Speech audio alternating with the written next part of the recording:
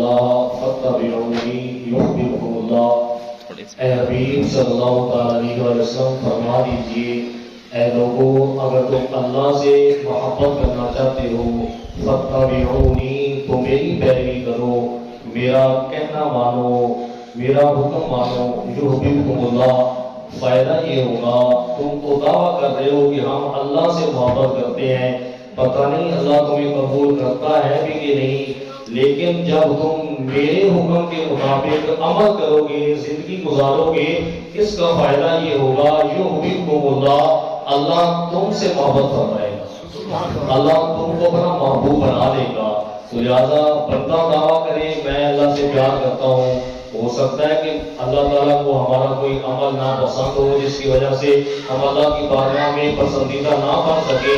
لیکن جب اللہ فرما دے فلاں بندے سے میں محبت کرتا ہوں تو یقیناً وہ بندہ دنیا کے اندر بھی کامیاب ہو گیا، وہ آخرت کے اندر بھی کامیاب ہو گیا۔ تو نبی کریم صلی اللہ علیہ وسلم کا حکم، آپ کی اتباع، آپ کی تابعداری، یہ ہم سب کے اوپر لازم ہے، اور آقا علیہ السلام کی ذات کے ساتھ نسبت اور تعلق کا جوڑ دینا،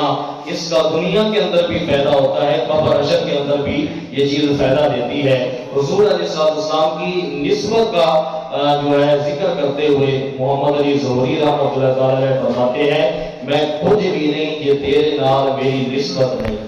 میں کچھ بھی نہیں یہ تیرے نال میری کوئی نسبت نہیں، میں سب کچھ ہاں جی میں تیرا سلامہ یا رسول اللہ۔ حقیقت یہ ہے کہ جو سچا عاشق ہے، آقا علیہ السلام کا جو سچا غلام اور امتی ہے، اس کے لیے یہ بہت بڑی بات ہے کہ حضور علیہ السلام فرما دیں کہ یہ میرا ہے، یہ میرا امتی ہے، اور اس بندے کے دنیا اور آخرت اجڑ گئی جس کے متعلق آقا علیہ السلام فرما دیں کہ یہ میرا نہیں ہے، اس کا میرے ساتھ کوئی تعلق نہیں ہے۔ اس لیے اپنی نسبتوں کو ہم آقا علیہ السلام کی ذات کے ساتھ وابستہ کریں، اور وابستہ کرنے کی ہمیں ضرورت ہے۔ حضرت شیخ ابو عبداللہ محمد سلاوی رحمۃ اللہ تعالی علیہ بہت پرانے بزرگ ہیں، 616 کے اندر ان کا وصال مبارک ہے۔ ان کا جب وصال ہوا تو اس زمانے کے ایک بزرگ نے، ایک اللہ کے نیک بندے نے ان کو خواب کے اندر دیکھا، پوچھا اے شیخ اللہ تعالیٰ نے تیرے ساتھ، آپ کے ساتھ کیا معاملہ کیا؟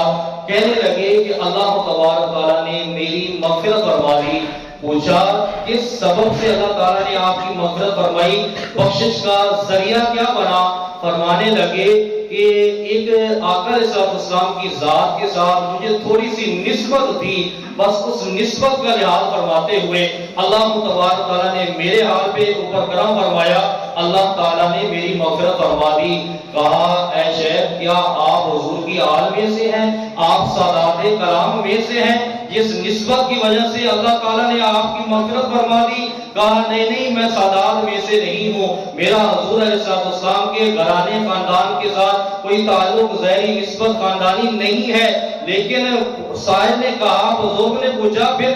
من این النسبہ، کون سی نسبت ہے کہ جس کی وجہ سے اللہ تبارک تعالیٰ نے آپ کے اوپر اتنا کرم فرمایا، آپ کو بخش دیا؟ کہا کا نسبت القلب الی الرائی، فرمایا جس طرح ایک چرواہے کا جو کتا ہوتا ہے، جس طرح اس کتے کو اپنے مالک کے ساتھ نسبت ہوتی ہے، میری تو رسول اللہ کے ساتھ بس یہی نسبت ہے کہ میں حضور کا غلام ہوں، میں حضور کا امتی ہوں، اور آقا علیہ السلام مجھے جو حکم دے دیتے ہیں، چرواہے کا کتا ہے، مالک روٹی کم بھی ڈالتا ہے لیکن وہ مالک کی بکریوں کی حفاظت کرتا ہے، وہ مالک کا وفادار ہوتا ہے، اس کا در چھوڑ کے نہیں جاتا، وہ بھوکا رہ لیتا ہے لیکن مالک کا در چھوڑ کے نہیں جاتا، اس کے گھر کی حفاظت کرتا ہے، اس کے جو ہے وہ جانوروں کی حفاظت کرتا ہے۔ تو فرمایا جس طرح اس کتے کو مالک کے ساتھ نسبت ہے، میری بھی حضور کے ساتھ یہی نسبت ہے کہ حضور جو فرما دیتے ہیں میں اس کو اپنا لیا کرتا تھا۔ اس نسبت کا لحاظ کرتے ہوئے اللہ تبارک تعالیٰ نے میرے اوپر کرم فرما دیا۔ تو یہی نسبتیں ہیں جو اللہ والے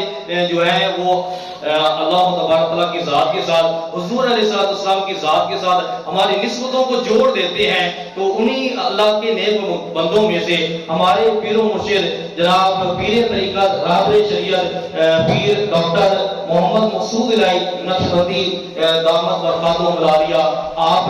کی جو ہے وہ مساعی جمیلہ کی وجہ سے اور آپ کی تبلیغی کوششوں کی وجہ سے اور آپ کا جو سچا امت محمدیہ کے ساتھ پیار ہے اس کی برکت کی وجہ سے لاکھوں ہزاروں لوگ جن کے چہروں پر سنت مصطفیٰ نہ تھی انہوں نے اپنے چہرے پہ سنت مصطفیٰ کو سجا لیا، اپنے سروں کے اوپر جو ہے وہ امامہ دستار کو سجا لیا، وہ ہزاروں جو بے نمازی تھے وہ نماز کے پابند بن گئے۔ تو لہٰذا یہ نسبتیں اللہ والے جو ہیں وہ اللہ کے بندوں کی اللہ کے ساتھ اللہ کے حبیب کے ساتھ نسبتوں کا تعلق جو ہے وہ مضبوط کرتے ہیں۔ اور اب ماشاءاللہ آپ حضرات کے سامنے ہمارے پیر و مرشد کے خلفائے کرام بے شمار اپنے اپنے علاقوں کے اندر اپنے اپنے مقامات کے اوپر جو ہے رہ کر اپنے پیر و مرشد کے مشن کو آگے چلا رہے ہیں۔ تو اسی سلسلے کی یہ ایک کڑی ہماری یہ آج کی محفل ہے کہ ہمارے پاس جو ہے ہمارے پیر و مرشد کے خلیفہ محترم خلیفہ مجاز ڈاکٹر محمد اجاز حسین مقصودی صاحب آج ایک طویل سفر کر کے سفر کی صحبتیں برداشت کر کے یہاں پر تشریف لائے۔ صرف یہی مقصد ہے کہ جو اللہ اور اس کے رسول کی ذات سے بچھڑے ہوئے لوگ ہیں ان کو رب کی بارگاہ میں لایا جائے، جن کی نسبتیں جو ہے وہ ماند پڑ گئیں ان نسبتوں کو اجاگر کیا جائے، آقا علیہ الصلوۃ والسلام کے ساتھ نسبت کو مضبوط کیا جائے۔ تو اب میں ملتمس ہوں جناب بیان دل نواز کے لیے ڈاکٹر محمد مقصود الہی نقشبندی دامت برکاتہم العالیہ کے خلیفہ مجاز ڈاکٹر محمد اجاز حسین مقصودی صاحب، ماشاءاللہ آپ ہومیوپیتھک کے ماہر ڈاکٹر بھی ہیں، اکثر آپ جانتے ہیں جو نئے ہیں ان کے لیے یہ ہے کہ آپ محفل کے بعد اگر کوئی مشورہ کرنا چاہے طبی لحاظ سے وہ بھی کر سکتا ہے۔ اس کے علاوہ جو ہے اگر کوئی معذرت